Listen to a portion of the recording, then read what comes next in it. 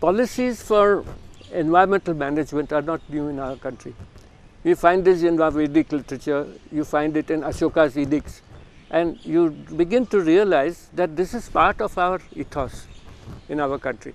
So we have not learnt anything new over time, except how do we strengthen and implement that ethos today in today's context. And that is where the problem lies, in trying to understand what are we learning about the policies and practices. It's not only for judges and lawyers, it is for all of us. And therefore, we have a lot of different laws.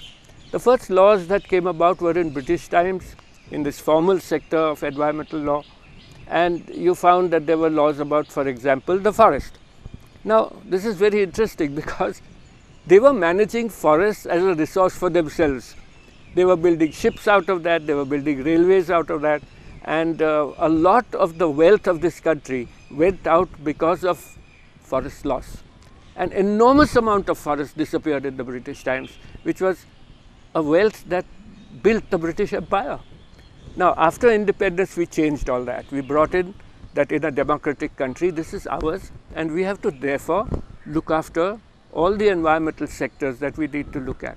So we had a Forest Act which came out, and very early we began to understand that forest degradation was a very, very important thing to manage. We brought out a Wildlife Protection Act, trying to understand that wildlife was disappearing at a very, very rapid rate, right? From shikar, from poaching, from habitat loss. And therefore, we brought in forest laws which would benefit our own country.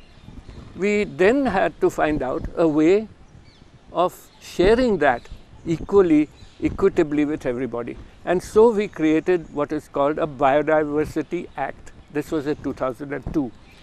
We also had to look at what was happening in the international arena in the world. And in the international arena, we had several international accords and treaties which our country signed, and I must say that our country has been far ahead of many other countries in trying to do this.